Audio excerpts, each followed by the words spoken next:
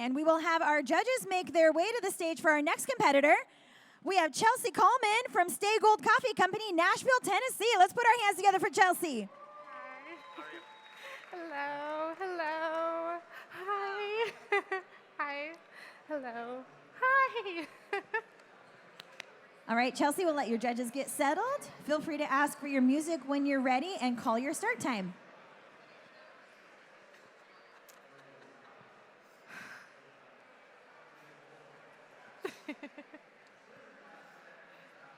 All right, you're my head judge. Okay, great.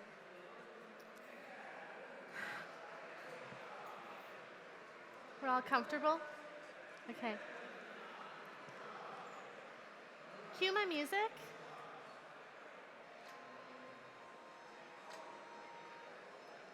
Okay, you can stop it and reset it. Okay.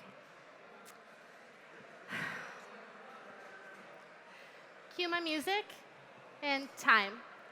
Hi, judges. My name is Chelsea Kallman, and today I want to talk to you about my coffee origin story. Even before I was 10 years old, I've cared about coffee, and I owe a great deal of this inquisitiveness to my dad. You can see a picture of us on the iPad in front of you. He was what you might call an early adopter, and one of the things he adopted early on was Starbucks. I remember growing up, he would tell anyone he could how much better he thought it was than Folgers. And I mean, he wasn't wrong.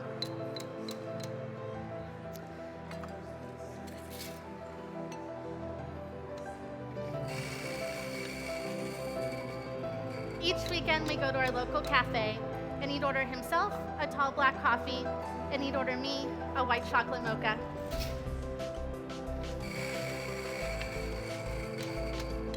He never told me that I was too young or that I wouldn't like it.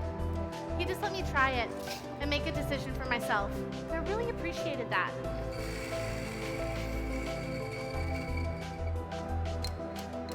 It's been 11 years since I've started calling myself a coffee professional. And in that time, I've been everything from a barista to a dishwasher. Today, I'm a wholesale account representative for Stay Gold Coffee in Nashville, Tennessee. Much has happened over these past 11 years. Most notably though, and by far the hardest thing that's happened, is I lost my dad after a long battle with cancer. Now, I don't tell you this story to make you feel bad for me. I tell you this story because it's an integral part to who I am. It's a part of my origin story. And as I've grown through this brokenness, I've learned that the past informs who we are today, but it doesn't have to define us tomorrow. I've learned that hard things will happen, but there will also be many good things. As I've prepared for competition, I've recognized my vulnerability, but I've also recognized my passion to see specialty coffee not just survive, but thrive. My love for coffee in this community goes back to my childhood, and it starts with my dad and with what he instilled in me. So as I serve you today, judges, here's the point that I want to linger with you. Hospitality is love of the stranger. Everything we do in coffee is hospitality focused. It's because we love people. Relationships matter deeply to us as a society, but far too often we villainize or disregard those that are different from us. My whole goal in competition has been to find something in common with someone that wasn't like me. And I'm really proud to say that I found that with my farmer. His name is Rigoberto. Judges, my coffee is called Las Margaritas. It's a naturally processed geisha that was grown 1450 to 1800 meters above sea level in Valle del Cauca, Colombia, at Cafe Granja La Esperanza. I've chosen to serve you my milk course first, since this was the first way that I was introduced to coffee. And I wanted you to experience that excitement that I felt with that sweet and creamy milk that first time. So I'm using a freeze distilled milk today to increase sweetness in the cup. It's a 60 to 40% ratio of freeze distilled milk to whole milk. And you're gonna taste banana pudding, strawberry milk, and caramel. Rigoberto has dedicated his life to improving Café Granja. He has 3 daughters, and his hope is that he could pass the farm on to them, if that's what they want. You can see a picture of him with his girls on the iPad in front of you. His 11-year-old is already cupping coffee with the team, and he says that she's showing a promising future in coffee. This brought tears to my eyes as I thought of my relationship with my dad. Café Granja has been a generationally owned farm since 1945. But it's only in the past 10 years that Rigoberto has produced a naturally processed coffee he was actually happy with. Colombia has a wet and cold microclimate, and this can make it difficult to process naturals well. He lost 5,000 kilos of coffee due to his research. But even through these difficult things, he has persisted. And today, he processes many experimental lots at Las Margaritas.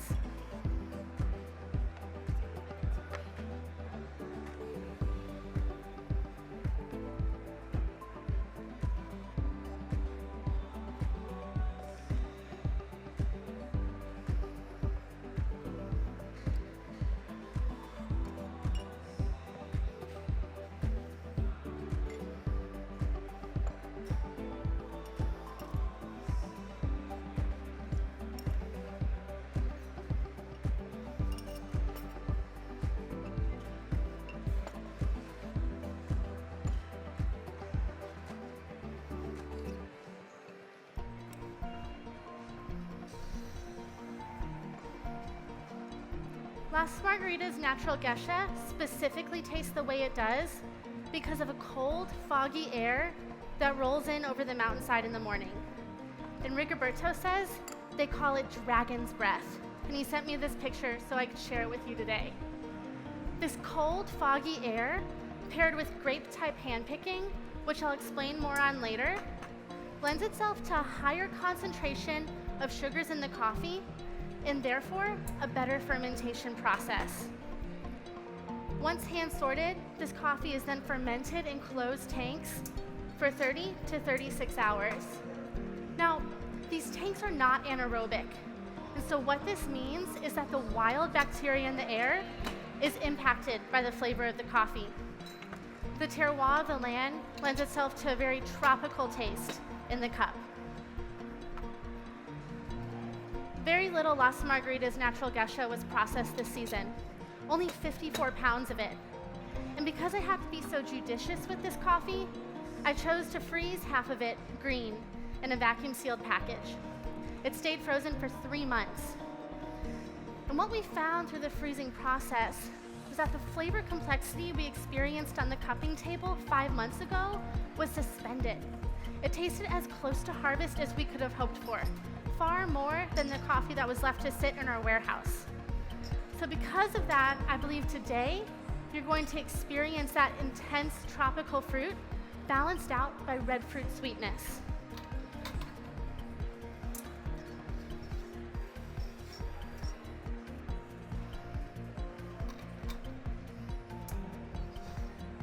Judges, as I serve your espressos today, I'd ask that you would first evaluate crema, but then hold off on tasting until I give you further instructions. I'd like your espresso to have time to cool so you can taste everything this beautiful coffee has to offer you. So there are 4 reasons why Las Margaritas Natural Gesha tastes the way it does. And it's location, variety, picking, and processing.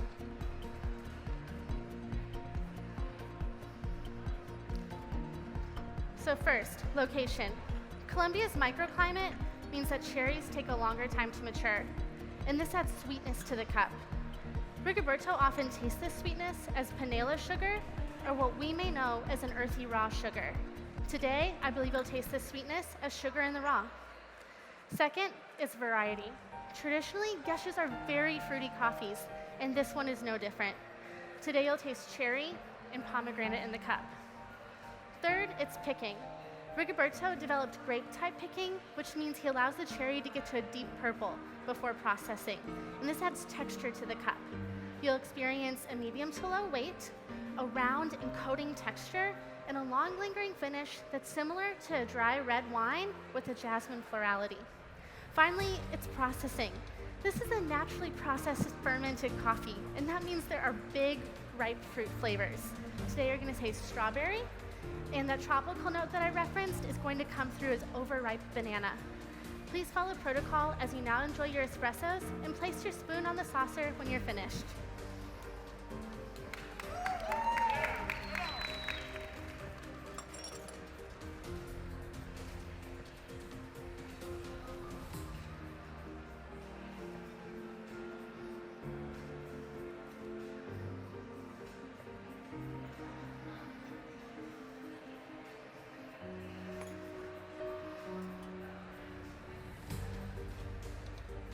As I prepared for competition, I had the opportunity to meet with a forager in Raleigh, North Carolina. This person is a quiet leader in their industry and has knowledge about the earth that takes a lifetime of dedication to achieve. One of the items they brought me to try was a mushroom. It's called Pulvero Boletus ravenelli. And what they told me about this mushroom is that although it's safe to eat, it's often overlooked in a forager's world, because when you cook with it and introduce it to heat, it gets tough in texture and bitter in taste. But through their research, what they found is that when you're extracting it at low temperatures, it gets sweet and floral, and it tastes like honeysuckle and apricot. This is very similar to how the cherry sweetness at Las Margaritas is impacted by the cold dragon's breath, and how my coffee's flavor complexity was suspended because of the freezing process. So what I've done today is I've taken 1.5 grams of dried Pulvero Boletus ravenelli mushroom and infused it into 40 grams of water using a nitrogen whippet. And it's been infusing for the past 5 minutes. I'll add this mushroom infusion to 80 grams of espresso, and then I'll also be adding 20 grams of a wild ginger honey. Both the wild ginger and the honey were foraged in Raleigh, and will add a separate floral and herbal quality to the drink. Now, both the leaves and the stems have been infusing in this honey for the past year. Next, I'll add half a scoop of ice, shake until chilled for 8 shakes, and then I'll strain.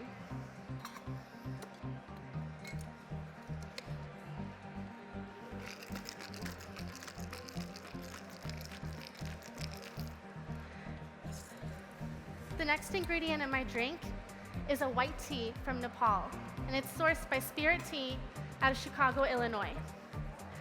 I'm using a concentrated brew and a small piece of dry ice to create an aromatic fog that I'll be pouring over your beverage today.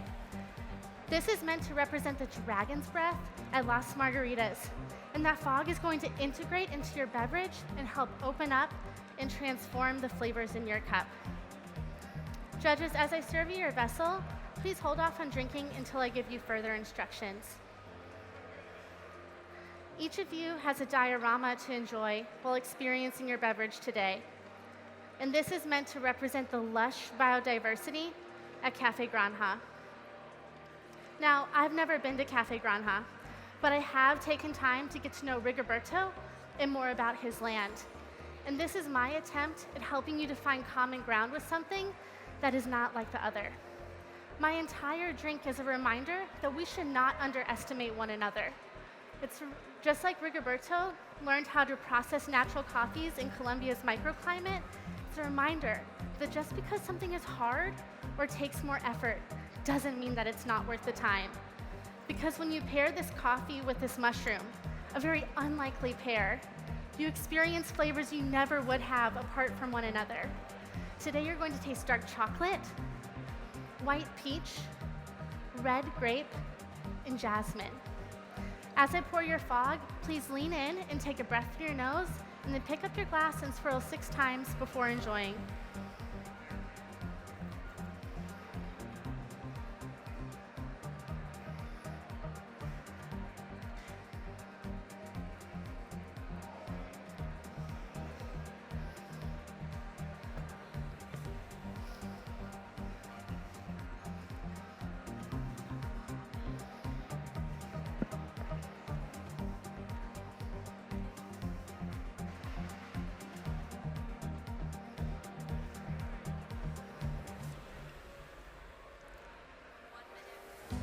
So like I said before, judges, hospitality is love of the stranger.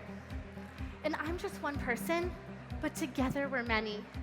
And if we can work together towards a culture of common ground with one another, then specialty coffee will continue to grow and flourish. Find something in common with someone that doesn't look like you, act like you, or maybe even speak the same language as you. I'd encourage you. Let's be a community of people that lift each other up and push each other forward. Time. All right, let's give it up for Chelsea. Come on over here. Wonderful job. I love just the visual of your signature beverage. It's like Thank you. walking through the forest in the morning with a misty fog. It's amazing. So this is your first competition season ever. It is. And tell people, those that maybe didn't realize like kind of your background and how you even got involved in coffee, and then what actually got you to decide to compete this season. Yeah. I mean, I've always known about competition all 11 years, and it's been something I've really admired. Like so many people that have done con before me, like I'm like, wow, you guys are amazing at what you do. But this year, it was the right time. Like my employer, Stay Golden, is ridiculously supportive of me, and they said, yeah, let's do it. So I went all in. Yeah, and here you are. So now from the qualifying event, what was the biggest, most like useful piece of information that you took from that and used that to incorporate in your routine? My score sheets. Just having that feedback from the judges of how they interpreted my espresso especially really helped inform how I talked about it today. Very cool. Awesome. Well, wonderful job up here. Let's have one more round of applause for Chelsea Kallman, Stay Gold Coffee Company, Nashville, Tennessee.